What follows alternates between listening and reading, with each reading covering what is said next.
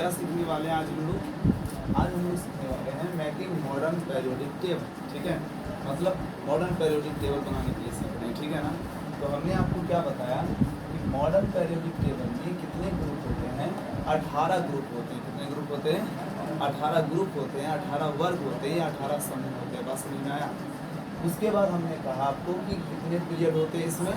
7 period होते हैं, 7 आवर्त होते हैं या 7 समूह होते हैं। ठीक है, चल उसके बाद आप ध्यान देखिएगा, हमने आपको क्या कहा कि मॉडर्न पेरियोडिक टेबल के अनुसार ग्रुप नंबर कितने होते हैं? 18। कितने पीरियड होते हैं इसमें? 7 पीरियड होते हैं। ठीक है, लेकिन जो है ना ओल्ड था, है ना ओल्ड, जिसको हम मेंडलिट के अनुसार कह सकते हैं, तो मेंडलिट के अनुसार कितने ग्रुप होते हैं? 8 ग्रुप होते हैं। कितने ग्रुप होते हैं? 8 ग्रुप होते हैं, और 8 ग्रुप को 2 वर्ग में बांटा गया, ए और बी, और इनकी संख्याओं को रोमन में लिखा जाता है, जैसे 1 A 2 A 3 A 4 A, इस तरह से रोमन में एक्सप्रेस करते हैं, व्यक्त करते हैं। ठीक है, उसी प्रकार से बी को 1B 2B 3B रोमन में व्यक्त करते हैं। ठीक, चलिए याद रखिएगा, इसमें मेंडलिट में कितने ग्रुप होते हैं? 8 ग्रुप होते हैं। पीरियड कितने होते हैं? पीरियड दोनों के सेम है, 7 पीरियड होते हैं। ठीक है, उसके बाद हमने आपको बताया कि पीरियड किसको कहेंगे, तो जो सोई हुई जो लाइन होती है ना, जो क्षैतिज लाइन होती है, उसको हम पीरियड कहते हैं, और जो खड़ी लाइन होती है उसको हम क्या कहते हैं? ग्रुप कहते हैं। बस समझ में आया? जो खड़ी है उसको क्या कहेंगे? ग्रुप कहेंगे, और जो क्षैतिज में होगा वो क्या कहलाएगा? हॉरिजॉन्टल में होगा वो पीरियड कहलाएगा। बस समझ में आया? खड़ी वाली ग्रुप और हॉरिजॉन्टल वाली क्या कहलाती है? पीरियड कहलाती है। ठीक है, बात समझ में आ गया? चलिए हम मॉडर्न पेरियोडिक टेबल ड्रॉ करना सीखते हैं, और ये बहुत इंपॉर्टेंट है बाबू। इसको हम कह सकते हैं कि ये मदर ऑफ केमिस्ट्री, मतलब मॉडर्न पेरियोडिक टेबल के बिना केमिस्ट्री कुछ भी नहीं है। आज अगर आपको केमिस्ट्री समझना है तो सबसे पहले आपको मॉडर्न पेरियोडिक टेबल समझना होगा। मॉडर्न पेरियोडिक टेबल में कितने सारे एलिमेंट है वो आपको याद रहना चाहिए। ठीक है, उसके साथ ही साथ क्या, पेरियोडिक टेबल की पेरियोडिसिटी, मतलब आवर्त सारणी की आवर्तिता भी हमको पता होना चाहिए, उसके गुण, उसके प्रॉपर्टीज पता होने चाहिए, तभी आपको केमिस्ट्री समझने में आसान होगा। बात समझ में आ रहा है? तो केमिस्ट्री अगर सीखना और समझना है तो सबसे पहले इस पोर्शन को स्ट्रॉन्ग करें, मॉडर्न पेरियोडिक टेबल को। ठीक है, चलो हम सबसे पहले मॉडर्न पेरियोडिक टेबल ड्रॉ करेंगे, उसके बाद इसमें सारे एलिमेंट को फिल करेंगे। ठीक, तो सबसे पहले आपको क्या करना है? पहला ग्रुप बनाना है। सबसे पहले आपको क्या करना है? पहला ग्रुप बनाना है। ये पहला ग्रुप है, और इस पहले ग्रुप में कितने पीरियड हैं? 1 2 3 4 5 6 7। आपको वैसे दिख रहा होगा कि 7 पीरियड ऐसे दिख रहे हैं, नहीं, 7 पीरियड जो है, पीरियड आपका इस तरह से होगा, इस तरह से, ये वाली जो लाइन जो होगी ना, ऐसे वाली लाइन, ये आपका पीरियड कहलाएगा। ठीक है, और जो खड़ी वाली जो लाइन होगी, जो टावर के जैसा जो लाइन है, उसको हम क्या कहेंगे? ग्रुप कहेंगे। बात समझ में आई?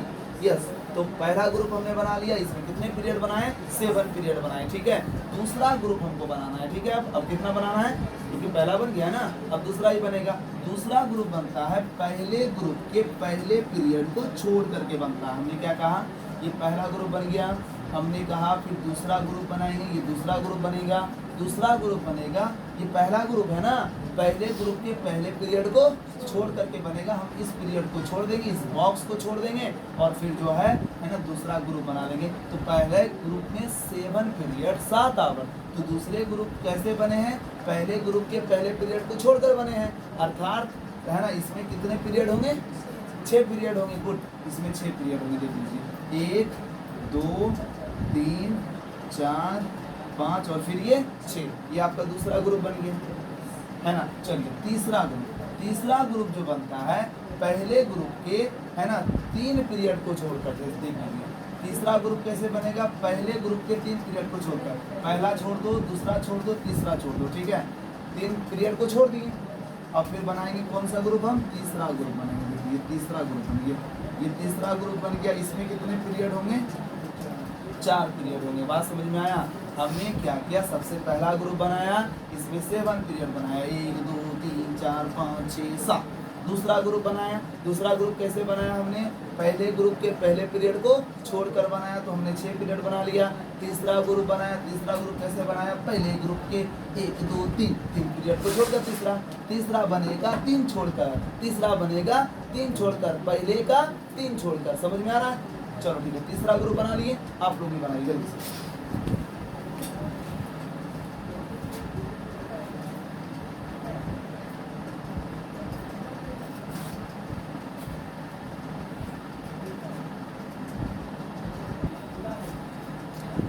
लोग 3 ग्रुप तक बना लिया। अब देखिए चौथा ग्रुप बना रहे हैं हम, क्या कर रहे हैं, चौथा ग्रुप बना रहे हैं। तो चौथा ग्रुप जो बनेगा, चौथा ग्रुप जो बनेगा ना वो तीसरा ले करके बनेगा, ठीक है, समझ में आ रहा है ना। हम क्या करेंगे, 3 ग्रुप तक बना लेंगे, फिर 3 बनाने के बाद 3 लेकर के 10 तक बनाएंगे। 3 लेकर के कितने तक बनाएंगे, यस, तीसरा ग्रुप बन गया। तीसरा ले करके हम 10 ग्रुप बनाएंगे। देखो हमने पहला ग्रुप बनाया, उसमें 7 पीरियड बनाए। दूसरा ग्रुप बनाया, पहले ग्रुप के पहले पीरियड को छोड़कर 6 पीरियड बन गया इसमें। तीसरा ग्रुप बना, पहले ग्रुप के 1 2 3 पीरियड को छोड़ करके तीसरा ग्रुप बन गया, ठीक है। अब तीसरा ले करके 10 बनाएंगे, तो तीसरा ले करके 10 बनाएंगे ना, इसलिए हम इसको गिनेंगे, 3 को भी गिनेंगे ना। तो तीसरा ले करके 10 बनाना है, तो ये एक तो पहले बन गया, तीसरा लेके 10 बनाना, एक बन गया है, 2 3 4 5 6 7 8 9 10। हमने तीसरा लेकर के कितना बनाया, 10 बनाया। देखो हमने तीसरा लेकर के 10 बनाया। देखो गिनो, 1 2 3 4, गिनो 1 2 3 4 5 6 7 8 9 10। तीसरा लेकर के 10 बनाया। इस तरह से कितने ग्रुप बन गए, 4 5 6 7 8 9 10 11 12। इस तरह से 12 ग्रुप तक बन गया ना। इस तरह से कितने ग्रुप तक बन गए जी, 12 ग्रुप तक बन गए, ठीक है। और पीरियड जितना तीसरे ग्रुप में है उतना सभी ग्रुप में होगा। चलो ठीक है, तो इस तरह से सब में अभी कितने पीरियड हो गए, 4 पीरियड हो गए, ठीक है। चलिए इतना सा आप लोग भी ड्रॉ कीजिए जल्दी से पूछिए।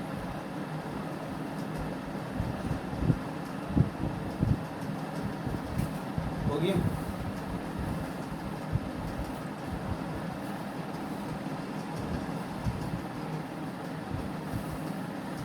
चलिए तीसरा लेकर के 10 बन गया। अब क्या करने वाले हैं हम, इस तरह से 12 ग्रुप तक बन गया ना। अब क्या करने वाले हैं, जरा ध्यान दीजिएगा, है ना। 13वां ग्रुप जो बनेगा ना, 13वां ग्रुप बनेगा दूसरे ग्रुप के जैसा। 13वां ग्रुप किसके जैसा बनेगा, दूसरे ग्रुप के जैसा। तो दूसरे ग्रुप में कितने पीरियड हैं, 6 पीरियड है। तो 13वां ग्रुप में भी 6 पीरियड होगा, क्योंकि मैं बोल रहा हूँ कि 13वां ग्रुप बनेगा दूसरे के जैसा, ठीक है। तो दूसरा का बिल्डिंग यहाँ तक है ना, तो 13 का भी बिल्डिंग यहाँ तक खड़ा हो जाएगा। देख लीजिए 13 का भी बिल्डिंग देखिए यहाँ तक खड़ा हो गया ना। चलो देख लो, इस तरह से हमने 13वां ग्रुप तक बना लिया। ये आपका 13वां ग्रुप हो गया। इसमें 1 2 3 4 5 है ना। इसमें देखिए 1 2 3 4 5 6 है, तो इसमें भी 6 हो जाएगा। देखिए 1 2 3 4 5 6, ठीक है। इस तरह से हमने 13वां ग्रुप बना लिया, ठीक है। बनाइए 13वां ग्रुप आप लोग, दूसरे ग्रुप के जैसा बनाना है आप लोगों को। 13वां ग्रुप बनेगा दूसरे ग्रुप के जैसा। चलिए अब क्या करेंगे, ध्यान देना। अब क्या करेंगे, 13वां ग्रुप तक बन गया ना। 13वां बनने के बाद हम क्या करते हैं, 13 लेकर के 5 ग्रुप बनाएंगे। 13 लेकर के कितने बनाएंगे, 5 ग्रुप बनाएंगे। 13 बन गया, 13 लेकर के 5 बनाना है। देखिए 13 लेकर 5 बनाना है ना, ध्यान दीजिए, 13 लेकर 5 बनाना है। तो एक तो पहले से बना हुआ है, फिर देखिए क्या हो जाएगा, 2 हो जाएगा, 3 हो जाएगा, 4 हो जाएगा और 5 हो जाएगा। देखिए 1 2 3 4 5, 13 लेकर के हमने क्या कर दिया बताइए, 5 ग्रुप बना लिया। इस तरह से 14 15 16 17, 17 ग्रुप तक बन गया। 17 ग्रुप बन गया। अब 17वां ग्रुप जब बन गया, तो 17वां ग्रुप के बाद जो 18वां ग्रुप बनेगा वो पहले ग्रुप के जैसा बनेगा, ठीक है। इसलिए चूंकि देखिए पहले ग्रुप में 7 पीरियड है, तो 18वां ग्रुप में भी कितने पीरियड होंगे, 7। और हम कह रहे हैं कि 18वां ग्रुप पहले ग्रुप के जैसा बनेगा, इसलिए 18वें ग्रुप का बिल्डिंग पहले ग्रुप के जैसा ही होगा। तो हम खड़ा कर देंगे इस तरह से, बिल्डिंग को बराबर कर दी। इस तरह से हमने 18वां ग्रुप बना दिया। कोई दिक्कत, आप लोग क्या करते, कॉपी को जो है ना पे कर लेते। आपका जो कॉपी है, कॉपी इस तरह से होगा, आप कॉपी को ऐसे करके बनाते तो बन जाता, आसानी से बन जाता, सब एडजस्ट हो जाता, ठीक है। कोई बात नहीं, आप फिर से कर लो, एक बार फिर से कर लो, फटाक से गुजबानी कर लो। देखो हम भी कर लेते हैं, फटाक से कर लेते हैं, रिवीजन हो जाएगा आपका, आप आराम से सीख जाओगे। फिर से अपने से कोशिश कीजिए, बातें याद रखना है बस। क्या फटाफट कीजिए। हमने आपको बोला पहला ग्रुप बनाना है, पहला ग्रुप बना लीजिए आप लोग, पहला ऐसे खड़ा कर दीजिए।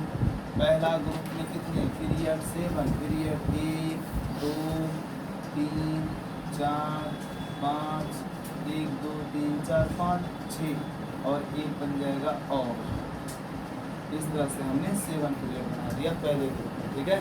उसके बाद हमने कहा दूसरा ग्रुप बनेगा पहले ग्रुप के पहले पीरियड को छोड़कर बनेगा, क्योंकि हमने दूसरा ग्रुप बनाया पहले ग्रुप के पहले पीरियड को छोड़कर बनाया।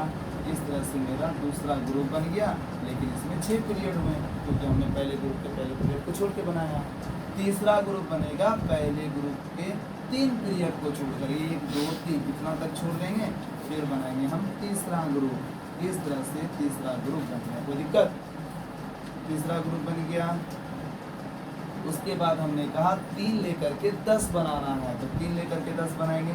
एक तो पहले से बना हुआ है और 10 बनाना है, 1 2 मतलब 3 लेकर के 10, तो यहाँ से गिनेंगे 1 2 3 4 5 6 7 8 9। इस तरह से हमने कितना ग्रुप बना लिया है ना, 3 लेकर के 10 बनाया, तो कितना बन गया गिनिए ना, 3 4 5 6 7 8 9 10 11 12।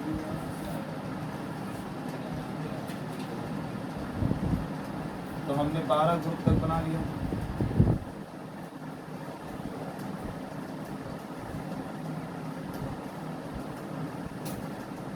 ग्रुप तक बना लिया। उसके बाद 13वां ग्रुप कैसे बनाएं, 13वां ग्रुप दूसरे ग्रुप के जैसा ना, तो दूसरे ग्रुप के जैसा बिल्डिंग हम क्या करेंगे, 13वां ग्रुप को देख लीजिए।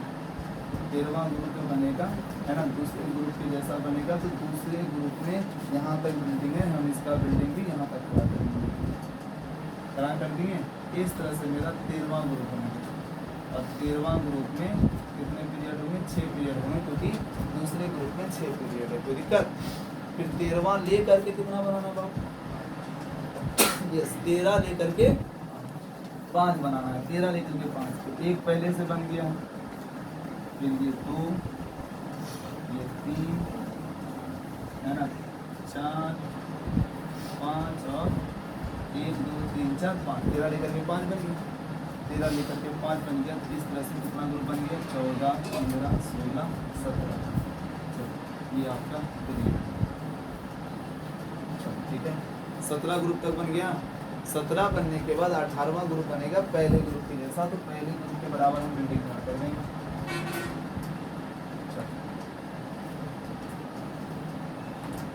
इस तरह से 18वां ग्रुप बिल्डिंग, जबरदस्त हो गया ना, जबरदस्त हो गया क्या जी, देख करके भारी लगता था क्या, क्या है ये, बहुमंजिला इमारत लगता था क्या जी, हाँ बहुत बड़ा बिल्डिंग लगता है ना, बहुत सारे इसमें देखो कमरे सब बहुत सारे हैं, इमारत सब है ना। तो आपका ये मॉडर्न पेरियोडिक टेबल बन गया, ठीक है।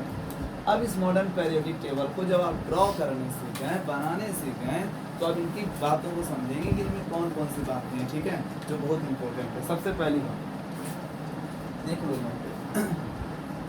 ग्रुप नंबर 1 और ग्रुप नंबर 2 दो चीज बोल रहे हैं।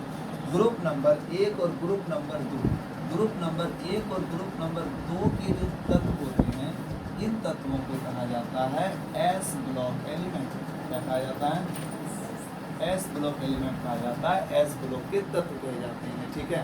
उसके बाद ग्रुप नंबर है ना 13 से लेकर के 18 तक के जो तत्व हैं, ये कहलाते हैं पी ब्लॉक एलिमेंट, ये कहलाते हैं पी ब्लॉक के तत्व। बात समझ में आ रहा है कि नहीं आ रहा है, यस। और ग्रुप नंबर 3 से लेकर के 12 तक के जो तत्व हैं, ये कहलाते हैं D block element, D block के तत्व कहलाते हैं। बात समझे कि नहीं समझे।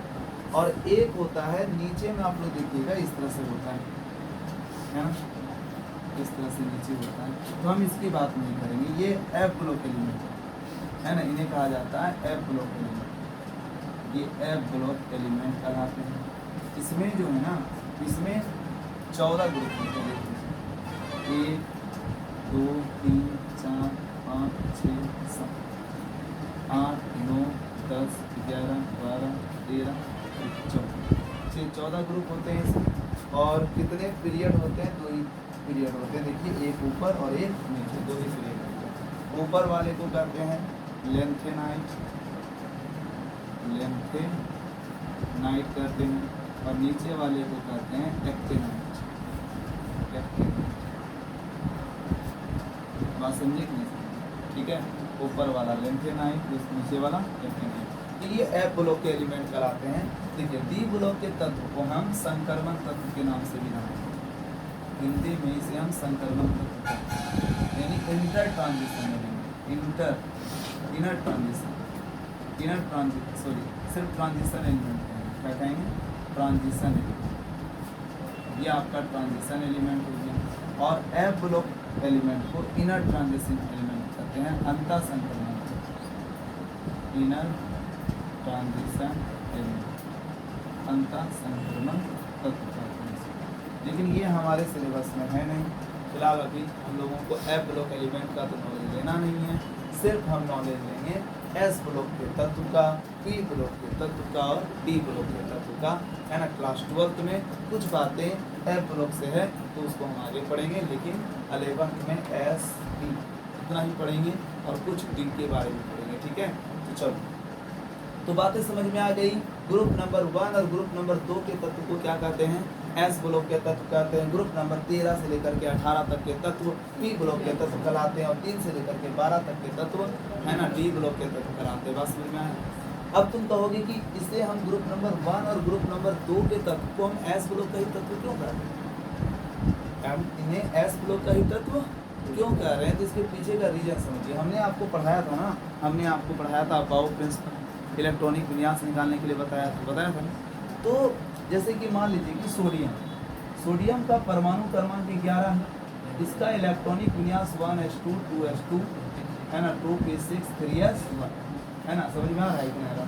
उसी प्रकार से, है ना, आप ले लीजिए पोटासियम, ले लीजिए पोटासियम का कितना होता है? परमाणु क्रमांक 19 होता है ना। चलिए 1s2 2s2 2p6 3s2 3p6 4s2, कितना 2 2 4 से 10 2 12 6 18 4s1 हो गया, 4s1 हो गया। और ले लीजिए, है ना, मैग्नीशियम या कैल्शियम कितना होता है? 20 होता है। इसका इलेक्ट्रॉनिक विन्यास 1s2 2s2 2p6 3s2 3p6 4s।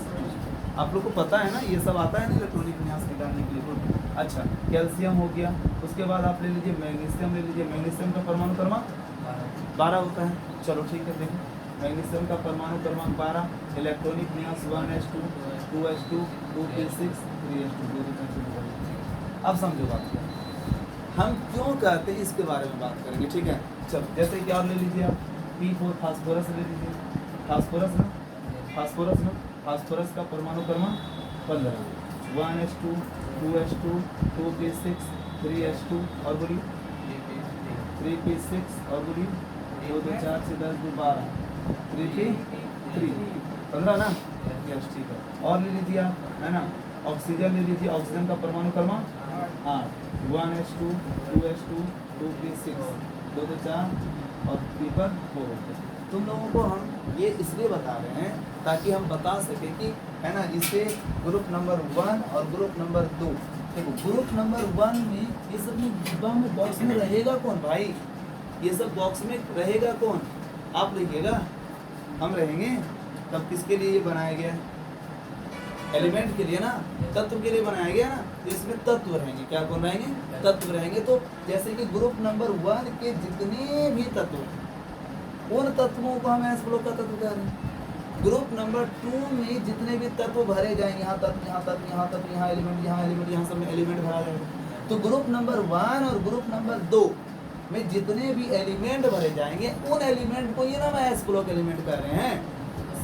Group number P block element, group number 13 से लेकर 18 तक को पी ब्लॉक एलिमेंट कह रहे हैं। तो मतलब 13 में जितने तत्व भरे जाएंगे, 16वें ग्रुप में जितने तत्व भरे जाएंगे, 17वें ग्रुप में 18वें ग्रुप में जितने तत्व भरे जाएंगे, उन तत्वों को ही हम ना पी ब्लॉक एलिमेंट कह रहे हैं। अब यहाँ पर प्रश्न उठता है, वाह क्यों कह रहे हैं? क्योंकि इसका जवाब बहुत सिंपल है, बहुत आसान है, बहुत सरल है। बड़ा ध्यान से सुनिएगा, एक बार में समझ में आ जाएगा। कि देखिए, है ना, हम ग्रुप नंबर 1 और ग्रुप नंबर 2 के तत्वों को एस ब्लॉक का तत्व इसलिए कहते हैं क्योंकि ग्रुप नंबर 1 के तत्व और ग्रुप नंबर 2 के तत्व, जितने भी तत्व होते हैं ग्रुप 1 और 2 के, उन तत्वों के अंतिम इलेक्ट्रॉन, उन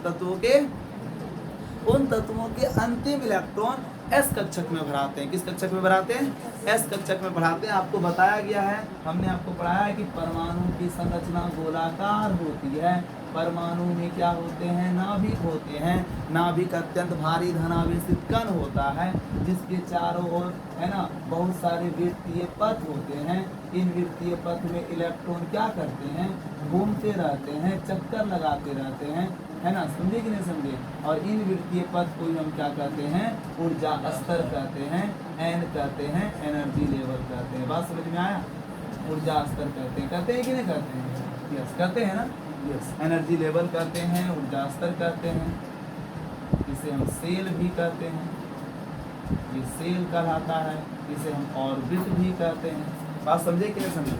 यस। इसको हम जो है अंग्रेजी के अल्फाबेटिक लेटर KLMNO, है ना, इससे प्रदर्शित करते हैं, या तो गणितीय रूप से 1 2 3 4 5 इनसे प्रदर्शित करते हैं। ये आपका पहला ऊर्जा स्तर, ये दूसरा ऊर्जा स्तर, ये तीसरा, ये चौथा, इस तरह से बहुत सारे ऊर्जा स्तर होते हैं। ठीक है, हमने आपको इसमें फिर ये बताया कि ये ऊर्जा स्तर जो है कई भागों में बटा होता है, जिसे हम सबसेल कहते हैं कि नहीं कहते हैं, है ना। हमने आपको सबसेल के बारे में पढ़ाया। सबसेल के बारे में हमने आपको पढ़ाया। सबसेल को हम हिंदी में कोष कहते हैं, इसे हम सब ऑर्बिट के नाम से जानते हैं, और इसको हम एल से प्रदर्शित करते हैं। किससे प्रदर्शित करते हैं? एल से प्रदर्शित करते हैं सबसेल।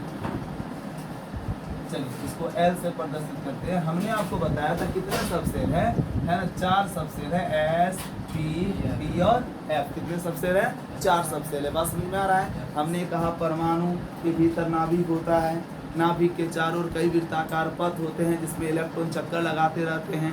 इस वृत्ताकार पथ को हम क्या कहते हैं? ऊर्जा स्तर कहते हैं। समझे कि नहीं समझे? हाँ। उसके बाद हमने कहा कि इस ऊर्जा स्तर, या जो ऊर्जा स्तर होता है, ये भी कई भागों में बटा होता है। समझे कि नहीं समझे? ये भी कई भागों में बटा होता है, जिसे हम सबसेल कहते हैं। इसको हम एल से प्रदर्शित करते हैं। और कितने सबसेल होते हैं? 4 सबसेल हैं अभी, एस, पी, डी और एफ सबसेल है। आगे अगर मान लो साइंटिस्ट लोग खोज हुआ तो और भी हो सकता है, कोई बड़ी बात नहीं है। और सबसेल भी कई भागों में बटा होता है, जिसे हम ऑर्बिटल कहते हैं। जिसे हम क्या कहते हैं?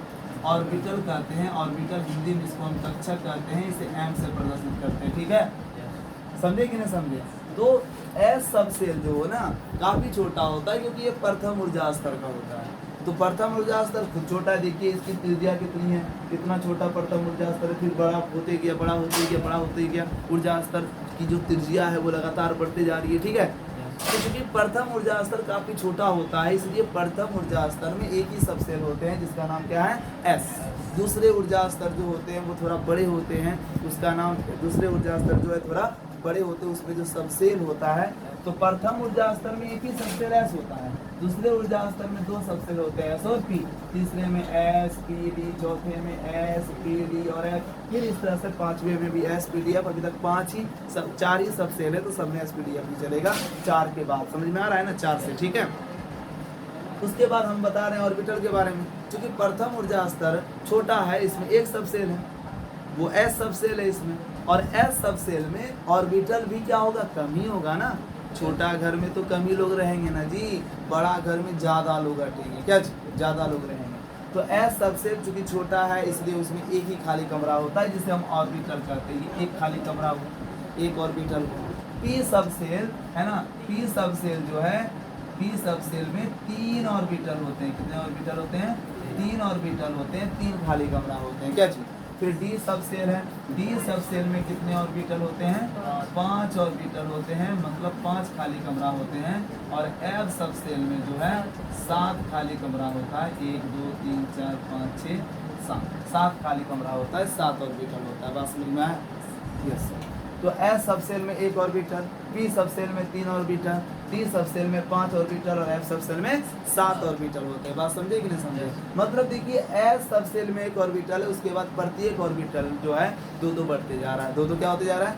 1 से 2 बढ़ा 3 हुआ, 3 से 2 बढ़ा 5 हुआ, 5 से 2 बढ़ा 7 हो गया। बात समझ में आ रहा है कि नहीं आ रहा है? ठीक है, तो है ना। सबसेल में क्या रहते हैं, ऑर्बिटल होते हैं। ऑर्बिटल किसको कहते हैं, खाली कमरा बॉक्स को कहते हैं। अच्छा, इस खाली कमरे में कौन रहेंगे, इलेक्ट्रॉन रहेंगे। कौन रहेंगे, इलेक्ट्रॉन।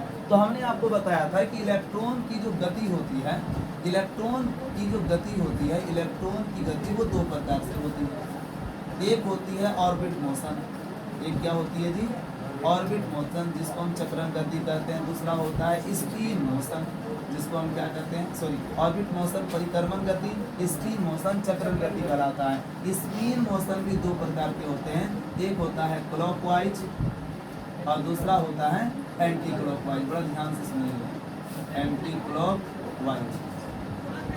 देखिए जिस प्रकार से पृथ्वी जो है सूर्य के चारों ओर चक्कर लगाता है और साथ ही साथ अपने धुरी अपने अक्ष पर ही चारों ओर घूमता है, समझे ना। तो जब पृथ्वी सूर्य के चारों ओर चक्कर लगाता है तब उसकी गति को, पृथ्वी की गति को परिभ्रमण या परिक्रमण गति कहते हैं, ठीक है।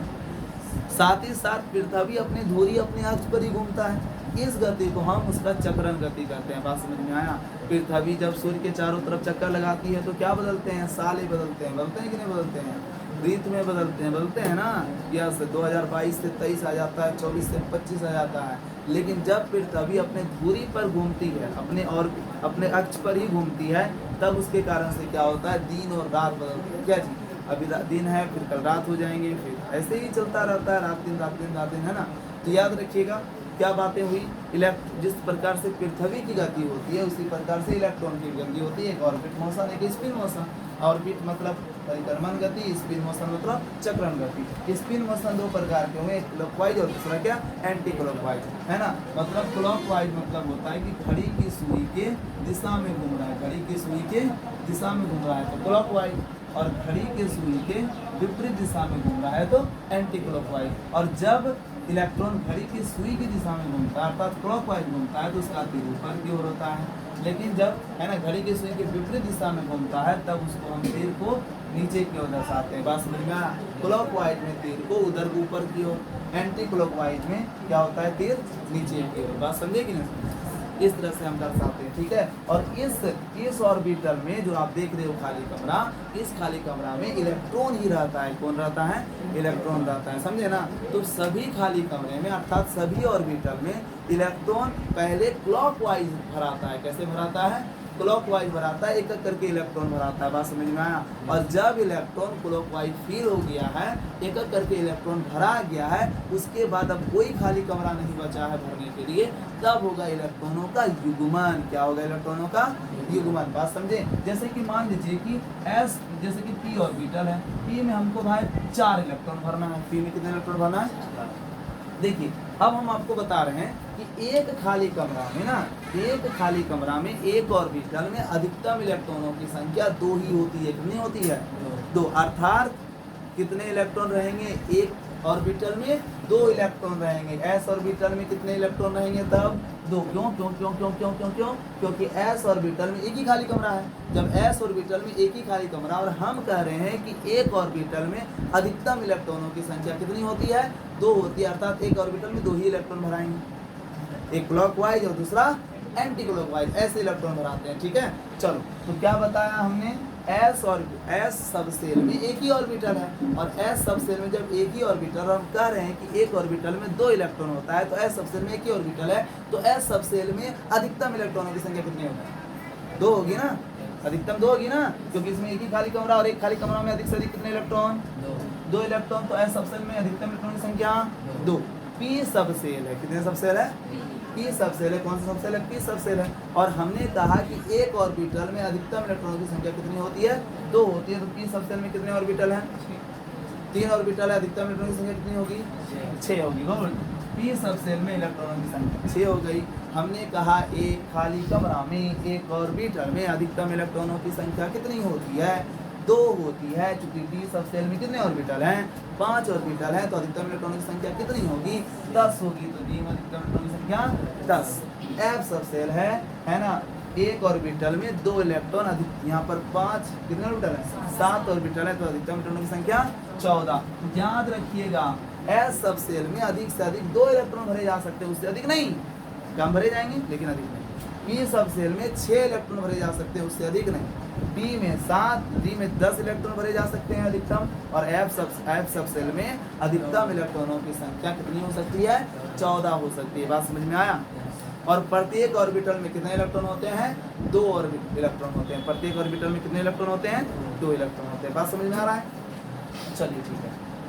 तो अब देखिए हम कह रहे थे कि पी सब सेल में 4 इलेक्ट्रॉन है, ठीक है, और पी सब सेल में जो 4 इलेक्ट्रॉन, इन चारों इलेक्ट्रॉनों को हमें ऑर्बिटल में भरना है। किस में भरना है? ऑर्बिटल में भरना है। तो पी सब सेल में कितने ऑर्बिटल?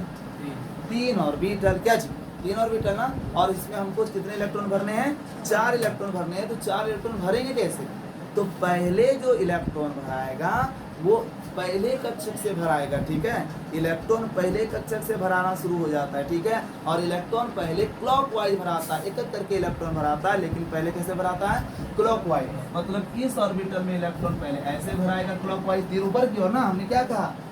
इलेक्ट्रॉन को जब क्लॉकवाइज भराता है तो उसमें तीर को हम कैसे दर्शाते हैं? ऊपर की ओर। जब एंटी क्लॉकवाइज भराता है तो तीर नीचे की ओर, ठीक है। तो पी सब सेल में कितने इलेक्ट्रॉन भरने हैं? 4। तो पहला ऑर्बिटल में इलेक्ट्रॉन भर गया, उसके बाद दूसरे ऑर्बिटल में इलेक्ट्रॉन भरा, फिर किसमें भरा? तीसरे में भरा। क्लॉकवाइज पहले कैसे? तो क्लॉकवाइज पहले तीर को ऊपर करके भरना है, ठीक है। उसके बाद देखिए अब कोई खाली ऑर्बिटल बचा है इसमें भरने के लिए? नहीं, सब ऑर्बिटल में एक करके इलेक्ट्रॉन भरा गया। अब क्या होगा? अब जो है चौथा इलेक्ट्रॉन भरेंगे तो कहीं ना कहीं युग्मन हो ही जाएगा। तो कहाँ से भरेंगे? लास्ट से, बीच से नहीं, स्टार्टिंग से। सब बातें कहाँ से होगी? स्टार्टिंग से। तो यहाँ पर इस ऑर्बिटल में इलेक्ट्रॉन भराएगा, वो भी एंटी क्लॉकवाइज में, समझे? पी में कितने इलेक्ट्रॉन हो गए? 4 इलेक्ट्रॉन, समझे? अगर मान लीजिए कोई कहेगा कि चलो भाई पी में हमको 6 इलेक्ट्रॉन भरना है, तो कैसे भरेंगे? तो पी सब सेल में 3 ऑर्बिटल, एक ऑर्बिटल में अधिकतम इलेक्ट्रॉनों की संख्या 2, 2 इलेक्ट्रॉन सब में भराएगा, 6 इलेक्ट्रॉन भरना है। तो पहले क्लॉकवाइज 1 2 3 4 5 6, ऐसे नहीं। पी में भाई 6 भरना है, 3 ऑर्बिटल दिया है अपने मन से, 1 2 3 दिया, 4 दिया, 5 दिया, 6 अपने मन से कर लिया। ऐसे नहीं, जो मन में आया वो मत करना, गलत हो जाएगा। समझे कि नहीं समझे? पहले क्लॉकवाइज भराएगा एक करके, फिर होगा इलेक्ट्रॉनों का युग्मन एंटी क्लॉकवाइज, ठीक है। समझ में आ रहा है? हाँ जी, चलिए ठीक है। तो अब यहाँ पर समझिए, जैसे कि सोडियम है, सोडियम परमाणु का अंतिम कक्षा कौन है? 3s। अंतिम ऊर्जा स्तर कौन है? 3s है। और 3s में कितने इलेक्ट्रॉन है? 1 इलेक्ट्रॉन है। तो s सब सेल में एक ऑर्बिटल, कितने इलेक्ट्रॉन भराएंगे? 1। s सब सेल में एक ऑर्बिटल, कितने इलेक्ट्रॉन भराएंगे? 1। क्योंकि देखिए एक ही इलेक्ट्रॉन है ना s में। देखिए यहाँ पर देखिए s में कितने इलेक्ट्रॉन है? 2, 1 और 2। समझ में आ रहा है कि नहीं आ रहा? और अंतिम ऊर्जा स्तर 3 है, इसमें कितने इलेक्ट्रॉन होंगे? s ऑर्बिटल में 2 इलेक्ट्रॉन है ना। अंतिम ऊर्जा स्तर 3p है, p में कितने ऑर्बिटल होंगे? 3 ऑर्बिटल होंगे। कितने इलेक्ट्रॉन भरने हैं? 3 भरना है, क्योंकि p में 3 है इलेक्ट्रॉन, 1 2 3। चलिए p में p ऑर्बिटल है, p ऑर्बिटल में 3, p सब सेल में 3 ऑर्बिटल, कितने इलेक्ट्रॉन भरने हैं? 4। एक एक करके इलेक्ट्रॉन भराएंगे, 1 2 3 और फिर क्या हो गया? 4 हो गया। इस तरह से हमने 4 इलेक्ट्रॉन भर दिया। तो आप क्या देख रहे हैं? हमने कहा कि ग्रुप नंबर 1 और ग्रुप नंबर 2 के जो तत्व होते हैं, उन तत्वों को s ब्लॉक का तत्व कहते हैं। क्यों कहते हैं? है ना। ग्रुप नंबर 13 से लेकर के 18 तक के जो तत्व होते हैं, है ना, उन तत्वों को, ग्रुप नंबर 13 से लेकर के 18 तक के जो तत्व हैं, उन तत्वों को हम क्या कहते हैं? पी ब्लॉक का तत्व कहते हैं। तो क्यों कहते हैं? 3 से 12 तक के तत्वों को डी ब्लॉक का तत्व क्यों कहते हैं? इसका जवाब सुन लीजिए। क्योंकि ग्रुप नंबर 1 और ग्रुप नंबर 2 के जितने भी तत्व हैं, उन तत्वों के अंतिम इलेक्ट्रॉन है ना, s कक्षक में भराते हैं। किस कक्षक में भराते हैं? s सब सेल के ऑर्बिटल में भराते हैं, s सब सेल के ऑर्बिटल में भराते हैं। इसलिए ग्रुप नंबर 1 और ग्रुप नंबर 2 के जितने भी तत्व हैं, उन तत्वों को s ब्लॉक का तत्व कहते हैं, ठीक है। ग्रुप नंबर, है ना, ग्रुप नंबर 13 से लेकर के 18 के तत्वों को p ब्लॉक का तत्व इसलिए कहते हैं क्योंकि 13 से लेकर के 18 ग्रुप में जितने भी तत्व होते हैं, उन तत्वों के अंतिम इलेक्ट्रॉन पी कक्षक में भराते हैं, ठीक है। जैसे देखिए ये आपका सोडियम, आपको पता है सोडियम जो है ना, सोडियम जो है ग्रुप नंबर 1A का तत्व है। सोडियम जो है, सोडियम Na सोडियम है ना, सोडियम ग्रुप नंबर 1 का तत्व है। सोडियम ग्रुप नंबर कितना का तत्व है? 1 का तत्व है, समझ रहे हैं ना। और सोडियम का अंतिम इलेक्ट्रॉन देखिए, अंतिम इलेक्ट्रॉन कहाँ भरा रहा है? 4 कक्षक में भरा रहा है, 4 ऊर्जा स्तर में भरा रहा है, और चौथे ऊर्जा स्तर के एस सबसेल में भरा रहा है। और अंतिम इलेक्ट्रॉन देखिए एस सबसेल में ही ना भरा रहा है। यस, देखिए सोडियम के अंतिम इलेक्ट्रॉन एस सबसेल में भरा रहा है, इसीलिए सॉरी ये पोटासियम है और ये सोडियम है। सोडियम के अंतिम इलेक्ट्रॉन कहाँ भरा रहे हैं? एस सबसेल में भरा रहा है अंतिम इलेक्ट्रॉन, इसीलिए सोडियम को एस ब्लॉक का तत्व कहते हैं। बात समझ में आया? समझे कि ना समझे? पोटासियम देखिए, ये K4 पोटासियम, यहाँ पोटासियम है। पोटासियम देखिए, पोटासियम भी एस ब्लॉक का तत्व करा रहा है, क्योंकि पोटासियम जो है आपका, है ना, पोटासियम जो है आपका पोटासियम का जो अंतिम इलेक्ट्रॉन है वो देखिए वो कहाँ भरा रहा है? एस कक्षक में भरा रहा है ना। कहाँ भरा रहा है? एस कक्षक में भरा रहा है, इसलिए पोटासियम को एस ब्लॉक का तत्व कहते हैं। बात समझे? किसी तत्व का अंतिम इलेक्ट्रॉन जिस कक्षक में भराएगा, किसी तत्व का अंतिम इलेक्ट्रॉन जिस कक्षक में भराएगा, समझ में आ रहा है कि नहीं आ रहा है? उन तत्व को, है ना, उसी कक्षक का तत्व कहेंगे, उन तत्व को उसी ब्लॉक का एलिमेंट कहेंगे। बात समझ में आया? और भी देख लो ना यार, ऑक्सीजन, ऑक्सीजन जो है आपका, ऑक्सीजन देख लीजिए, ऑक्सीजन यहाँ ध्यान दीजिए, ऑक्सीजन देखिए, ऑक्सीजन जो है आपका, है ना, पी ब्लॉक का तत्व क्यों है? क्योंकि ग्रुप नंबर 16 के तत्व ऑक्सीजन है, ठीक है ना। तो देखिए 16वां ग्रुप जो है पी ब्लॉक एलिमेंट में आ रहा है। और देखिए ग्रुप ऑक्सीजन जो है आपका, ऑक्सीजन जो है, ऑक्सीजन का अंतिम इलेक्ट्रॉन, पहला इलेक्ट्रॉन पहले वाला, फिर ये दूसरा, फिर ये तीसरा, और अंतिम वाला ये इलेक्ट्रॉन है। तो अंतिम इलेक्ट्रॉन कहाँ भरा रहा है? पी कक्षक में भरा रहा है। अंतिम इलेक्ट्रॉन कहाँ भरा रहा है? पी कक्षक में भरा रहा है। चूंकि ऑक्सीजन का अंतिम इलेक्ट्रॉन पी कक्षक में भराता है, इसलिए ऑक्सीजन पी ब्लॉक का तत्व है। उसी प्रकार मैग्नीशियम, मैग्नीशियम जो है ना, यहाँ इसका है,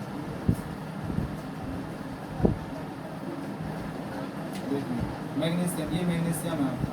मैग्नीशियम देखिए एस ब्लॉक का तत्व है। मैग्नीशियम किसका तत्व है? एस ब्लॉक का तत्व है। क्यों? क्योंकि देखिए मैग्नीशियम का अंतिम इलेक्ट्रॉन जो है एस कक्षक में भरा रहा है। तो ये बात आपकी क्लियर हो गई, क्रिस्टल क्लियर हो गई कि किसी तत्व के अंतिम इलेक्ट्रॉन जिस कक्षक में भराएंगे वह तत्व उसी ब्लॉक का तत्व कहलाएगा। बात समझ में आ गई? चलो ठीक है, अब मेरी बातों को ध्यान से सुनिए, है ना। देखो मेंडलीफ के अनुसार ओल्ड पीरियोडिक टेबल के अनुसार, है ना, ए और बी दो ग्रुप में बांटा गया है, दो उपवर्ग, दो ग्रुप को दो उपवर्ग या दो समूहों में बांटा गया है, ए और बी में बांटा गया है। तो एस ब्लॉक के तत्व और पी ब्लॉक के तत्व ए ग्रुप में आए। मेंडलीफ के अनुसार एस ब्लॉक के तत्व और पी ब्लॉक के तत्व को किस ग्रुप में रखा गया? ग्रुप नंबर ए में रखा गया, ए में रखा गया, ठीक है। तो चलो हम बताते हैं, ये एस ब्लॉक के तत्व हैं, ये ए वाले होंगे, है ना। पी ब्लॉक के तत्व 13 से 18 तक वो भी ए वाले होंगे। तो ये 1 है ना, ये, और ये तो आईपीएससी के तहत है ये वाला नाम, है ना, 1 से लेकर के 18 तक, ठीक है। अब हम ओल्ड के अनुसार आपको नाम करने बताते हैं। ओल्ड के अनुसार ग्रुप नंबर क्या होगा? तो 1, ग्रुप नंबर 1 को कहा गया 1A, क्या कहा गया? और 2 को कहा गया 2A, 2 को क्या कहा गया? 2A। अब देखिए 3 का एक साइलेंट कर दीजिए तो कितना, 13 का एक साइलेंट कर दीजिए तो कितना बचा? 13 है ना, एक छुपा दीजिए, कितना बचा? 3। तो ये हुआ आपका 3A, एक छुपा दीजिए 4, तो ये हो गया आपका 4। बस ये याद रखने के लिए है, कोई छिपाना उपाना नहीं है आप लोगों को। 15 को क्या कहेंगे? एक छिपा देंगे, क्या हो जाएगा? 5। ये हो जाएगा आपका 6, ये क्या हो जाएगा आपका? 7, और ये क्या हो जाएगा आपका? 8। समझे कि नहीं समझे? याद रखिएगा 1 से लेकर के 8A के तत्व जो हैं वो कहलाते हैं एस ब्लॉक और पी ब्लॉक के तत्व मेंडलीफ के अनुसार। समझे कि नहीं समझे? मेंडलीफ ने क्या किया? एस ब्लॉक और पी ब्लॉक को ए ग्रुप में रखा है, ठीक है। चलो ठीक है, आगे बात करें। अब देखिए एक बी उपवर्ग भी है ना, ये कहाँ से होते हैं? ये आपके 3 से लेकर के 12 तक के जो तत्व होते हैं ये बी उपवर्ग में होते हैं। बात समझ में आ रहा है? किसमें होते हैं जी? बी उपवर्ग में होते हैं। तो देखिए 11 का एक साइलेंट कर दीजिए तो क्या हो जाएगा? 1B हो गया, फिर एक साइलेंट कर दीजिए 2B हो गया, ये 3B हो गया, ये 4B हो गया, ये 5B हो गया, 6B हो गया, 7B हो गया, और 8, 9, 10 यहाँ पर देखो क्या हो गया? यहाँ पर 8, 9, 10 के ग्रुप को जो है 8b में रखा गया। किसमें रखा गया? 8b में रखा गया। समझ में आया? तो ये आज हमने आप लोगों को कुछ बेसिक बातें बताई। हमने आप लोगों को आज पीरियोडिक टेबल ड्रॉ करने के लिए सिखाया, है ना। किस तरह से, है ना, इलेक्ट्रॉन ऑर्बिटल में भराते हैं वो बताया हमने आप लोगों को। इलेक्ट्रॉन की गति के बारे में बताया, समझे कि नहीं। क्यों कहते हैं हम ग्रुप नंबर 1 और 2 के तत्वों को एस ब्लॉक का तत्व, पी ब्लॉक के तत्व 13 से लेकर के 18 तक को क्यों कहते हैं, 18 13 से लेकर 18 के ग्रुप को क्यों कहते हैं, इन सब के बारे में हमने आपको नॉलेज दी है। ठीक है, आप लोगों को क्या करना है, इनका एक नोट्स तैयार करना है, इसको रिवीजन करना है। ठीक है, कल जो है हम आप लोगों को बताएंगे कि इसमें कैसे इलेक्ट्रॉन भरे जाते हैं। जैसे कि हमने लिख दिया ना, ये सब लिख दिया, ये सारे लिख दिए, तो भैया आपने कैसे लिख दिया। ठीक है, तो कुछ है नहीं, बस छोटा मोटा ट्रिक है, समझे कि नहीं समझे। उन ट्रिक की सहायता से आपको बताएंगे कि किस तरह से पीरियोडिक टेबल में एलिमेंट को भरा जाता है। बस समझ में आया? तो ये हम नेक्स्ट बताएंगे आपको, ठीक है ना। और एलिमेंट भरने के लिए बताएंगे, और साथ ही साथ इसकी पेरियोडिसिटी, मतलब तत्वों की क्या क्या आवर्तिता के गुण होते हैं, उनके बारे में बात करेंगे। ठीक, तो आज के लिए इतना ही, आप इसको नोट कर लीजिए। ठीक।